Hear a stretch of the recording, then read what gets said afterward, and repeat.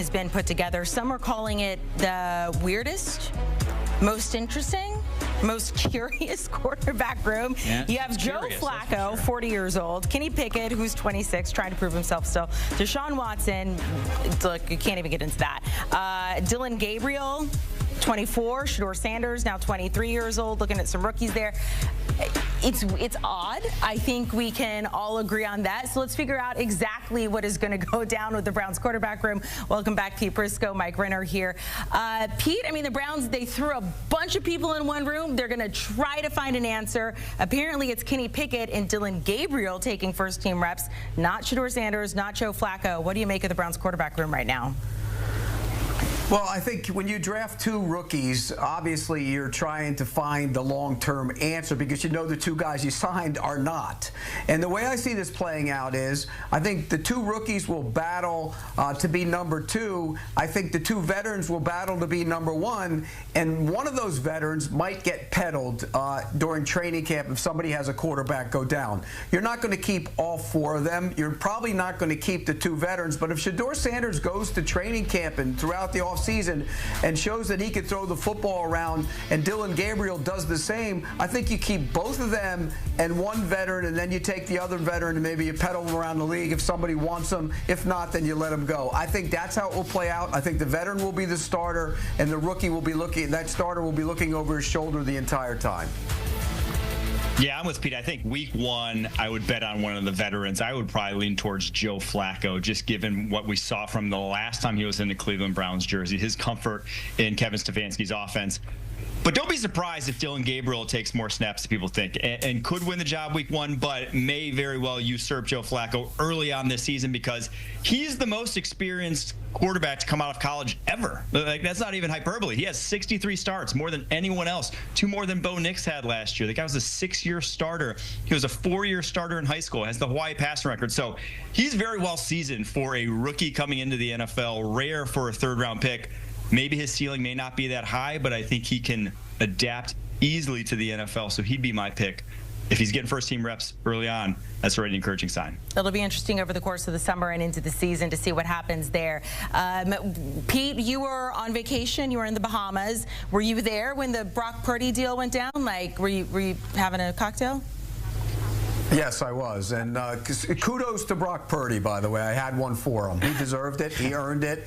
And when a guy does what he did, you're happy for him. So I'm astounded that he played to the level he did. And by the way, so are the 49ers because they waited till the last pick to pick him. Okay, so that's true. Let me ask you this, though. Making $53 million per year, and of course, with that going down, everybody's now looking at everybody else's quarterback contracts. Dak Prescott, the highest paid quarterback right now when it comes to AAV in the NFL. A lot of disrespect now coming for him, given, you know, where he sits and some other quarterbacks that are still out there. He's coming off that hamstring injury. Kind of give us your prediction for Dak Prescott, where things stand right now in the Cowboys this season.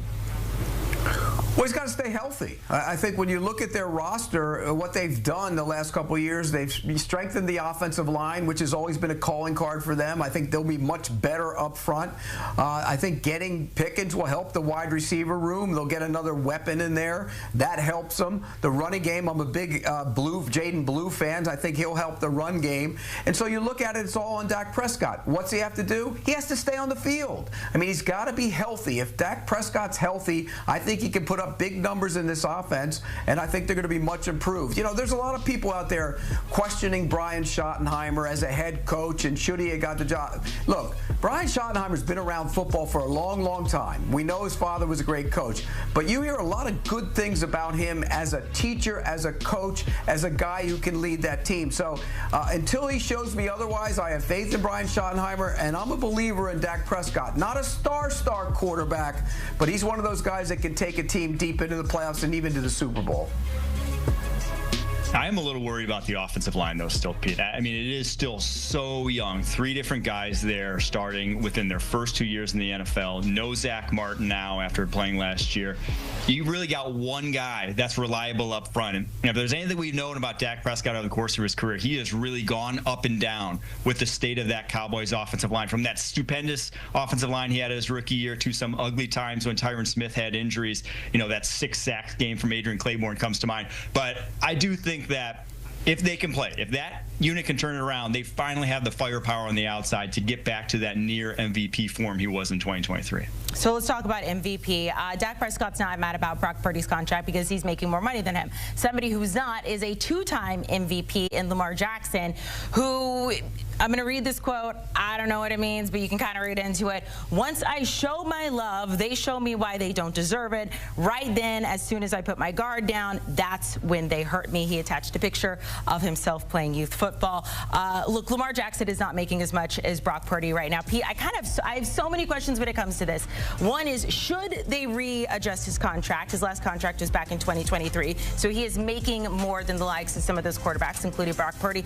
But also, is this just going to be the pattern now of quarterbacks in the NFL? Somebody gets paid, other teams are going to have to pay their guys higher. It's no. Other quarterbacks get paid, and then the other quarterbacks bitch and moan about it. That's basically what it is. I mean, look, Lamar Jackson got a contract 2 years ago. Let him play this year, then they'll tear it up and give him another one. I mean, the impatience is unbelievable on these guys, and I think when you look at it from that standpoint, the next guy up always gets the next contract, and so Lamar Jackson will get the next one, and he'll move back up after a year. He'll move back up near the top. Somebody else will complain. He'll play well, and then he'll move ahead of him. That's just the nature of the beast, the nature of the position. Brock Purdy was paid because it was his time to be paid, and that's why I think the 49ers decided to do it. Yeah, Patrick Mahomes is actually making a lot less than even Lamar Jackson, and Josh Allen just re-upped his deal, and he's not even at the top of the market, even after winning MVP. Some of the guys who are at the top, like Mahomes, like Allen they're willing to take that less. But if you really want to maximize your dollars and you're Lamar Jackson, don't sign a 5-year deal in today's quarterback world. Sign a 2-3-year deal. That's how you keep re-upping, keep getting those swings at the bat at that new contract, because it is with every single new successive guy, the number's going to go up. So if you really want to bet on yourself, don't take those long-term deals. That's why my contract's coming up with CBS, and I'm going to look to Chris's contract so I get paid more than him. Joe Burrow speaking out today about teammate Trey Hendrickson pushing for the defensive end to get paid. Last week, Hendrickson, showed up kind of looking like he was ready for a round of golf instead of getting ready for practice at Cincinnati's voluntary workout. Told reporters things had gotten, quote, personal regarding his contract. Hendrickson, a 4-time Pro Bowler last season, first-time All-Pro. Here's more from his quarterback. You guys all know how I feel about Trey. He's a great player. I love Trey as a guy. He goes out and plays well every single Sunday. He's very productive. He's a guy that deserves to get paid and get paid what he wants and what the market is. So, like I said, we'll see what happens with that. But, I love Trey and hope he's with us. That's what happens when you bleach your hair. Sometimes it comes out looking a little green. Green? You didn't think it looked a little green? I thought it looked great. I don't know, whatever. Here's the thing. Taking a look at the highest paid defensive ends by average annual value right now, Trey Hendrickson sitting 9th. Head coach Zach Taylor said he has spoken to him, but has no update on his contract situation. Over to the Eagles. You know what happens when you are a famous quarterback and you win the Super Bowl? Chris, you go to Disney World. Not only do you go to Disney World, you become good friends with Michael Jordan. Oh. Jalen Hurts is sponsored by the brand. However, he has spent a lot of time over the summer with Michael Jordan, and here's some insights on... Wait, but this says he's completely focused, but he's been hanging out with MJ all summer. But you can focus that way. Okay. Take a listen. Yeah. I mean, obviously, you only think that those conversations come up, and as competitive as he is, it'd be unwise of me not to seek knowledge from him and lean on someone like that. And so that's something that I value a lot. And the biggest thing is just taking it a day at a time. We have these goals and you have these big dreams of what you want to accomplish, but ultimately it's a journey. And so take it day by day. Like I said earlier, being able to decode, detect, and correct, and pretty much just refine the things that I need to so I can be at my best when needed. Staying in the division over the Cowboys. So yesterday, Brian McFadden put out his top 5 NFL players with the most improved. Coming in at number 5 was one of the newest members of the Cowboys, George Pickens. B-Max saying that Pickens needs to clean up some of the drama that followed him around Pittsburgh, show that he can be both quality on and off the field. Well, CeeDee Lamb says he's already impressed with Pickens, saying they're both ones. There's not a 1A, a 1B, and number 2. New head coach Brian Schottenheimer seems to agree.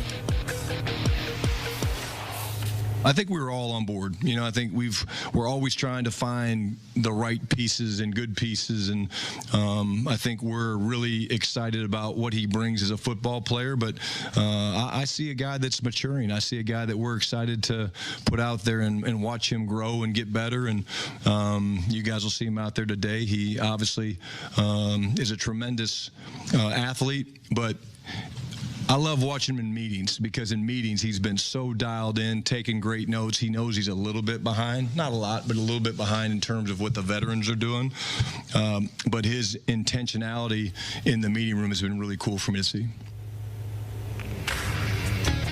Cowboys offensive. Remember, Brian Schottenheimer has been their OC before being promoted to head coach the past 2 seasons, ranking 6th in points per game with 25.5, 9th in total yards per game. Third down percentage, 8th in the league. Maybe they can improve even on that.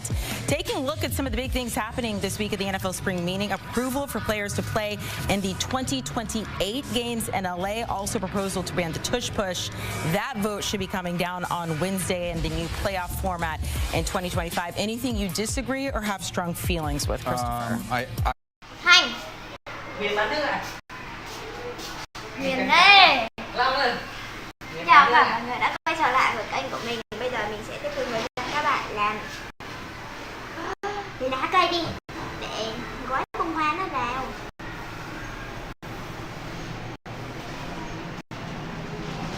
Làm gì ai làm gì mà trộn dạ thế? Số vậy? Các bạn này đâu?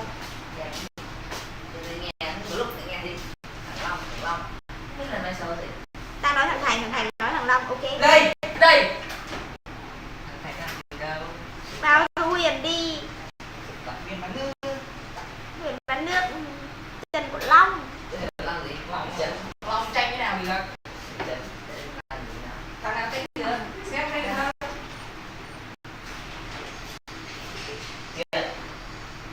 Ở đây cho